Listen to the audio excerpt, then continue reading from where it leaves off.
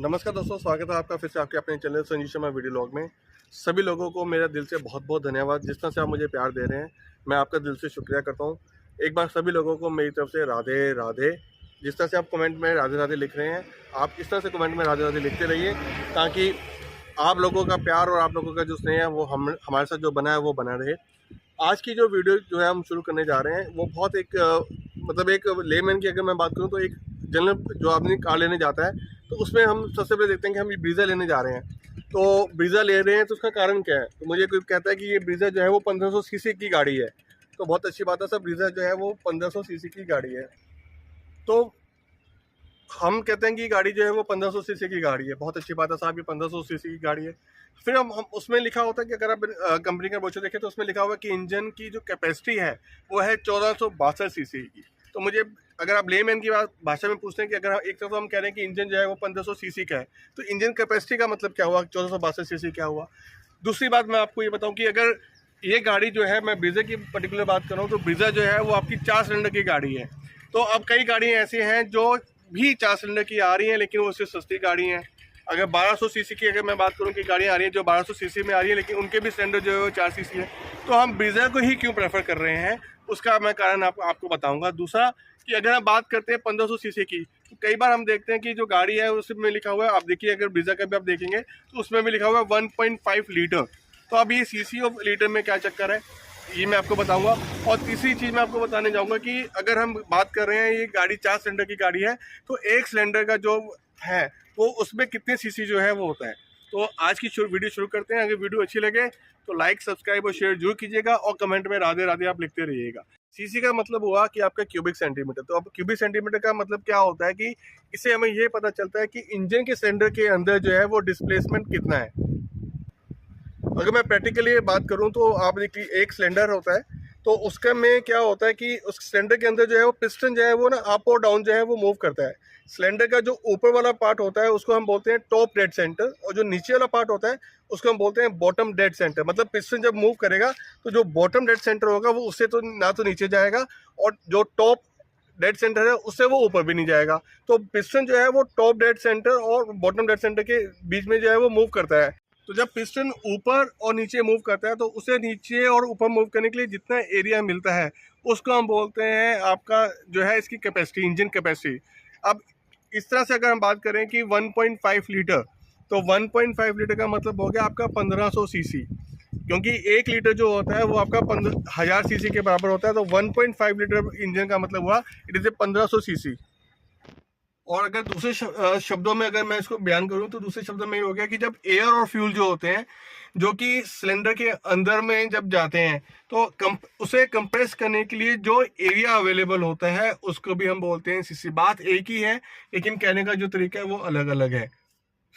तो हमें ये मोटा मोटा समझ में आ गया कि 1500 सीसी का मतलब क्या हुआ हमारे पास की, और इंजन कैपेसिटी का मतलब क्या हुआ। क्योंकि जब सिलेंडर होता है जो उसका बॉटम जो डेड सेंटर होता है जो, और टॉप डेड सेंटर होता है, तो उसके ऊपर थोड़ी सी जगह जो है वो बाकी होती है, जिसमें आपके स्पार्क प्लग वगैरह होता है। जब पेट्रोल जाता है तो वो पेट्रोल जब उसमें जाता है तो उसमें जब हम पावर जनरेट होती है, तो जब पावर जनरेट होती है तब गाड़ी में जो है वो पिस्टन जो है वो नीचे जाता है, फिर वो ऊपर जाता है। तो एक लेमैन की तरह मैं जनरली बता रहा हूँ कि ये होता क्या है।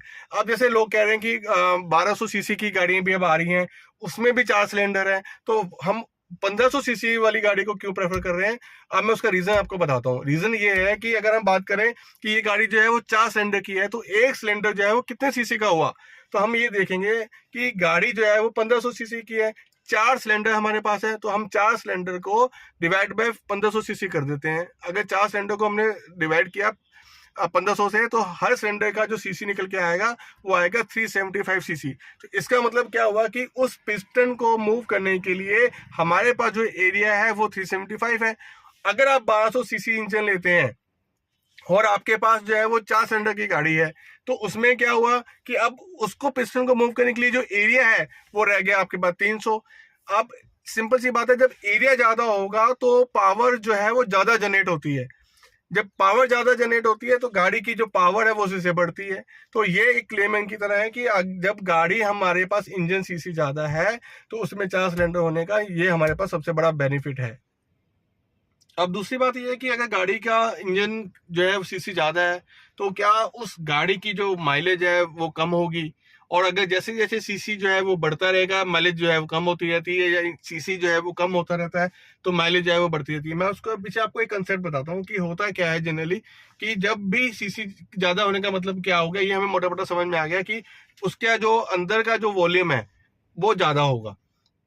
सिलेंडर का जो वॉल्यूम होगा वो ज्यादा होगा, मतलब उसके पास पिस्टन को मूव करने के लिए एरिया जो ज्यादा होगा। अब होता क्या है, जो हवा और पेट्रोल का जो मिक्सचर आता है, वो आता है आपके, अगर हम पर्टिकुलरली ब्रीजा की बात कर रहे हैं जिसमें 375 सीसी जो है वो एक सिलेंडर का जो वॉल्यूम है वो इतना आता है, 375 सीसी के हिसाब से आता है। बिकॉज एरिया ज्यादा है, तो जो पावर जो जब उसमें जनरेट होती है, पावर जब स्ट्रोक होती है, तो एरिया ज्यादा होने की वजह से जो है वो हवा और पेट्रोल जो मिक्सर जो है वो ज्यादा जलता है। तो ये सिंपल सा कंसेप्ट है कि अगर एरिया ज्यादा है तो पेट्रोल और हवा का जो मिक्सचर है वो ज्यादा जलता है।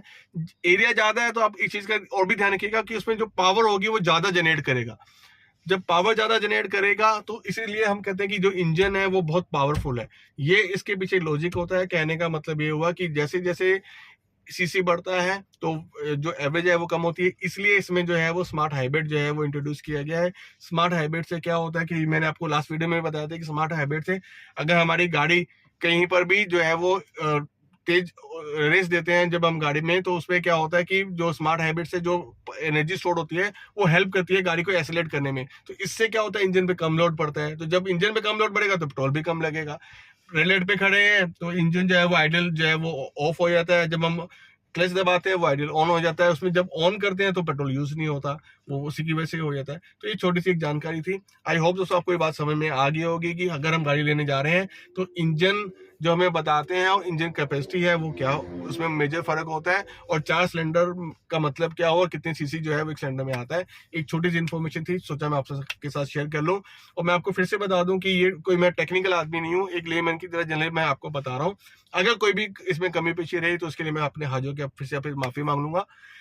अगर वीडियो अच्छी लगी तो लाइक सब्सक्राइब और शेयर करना मत भूलिएगा। आपको मेरी तरफ से राधे राधे, कमेंट में राधे राधे लिखते रहिएगा। बोलो बांके बिहारी लाल की जय।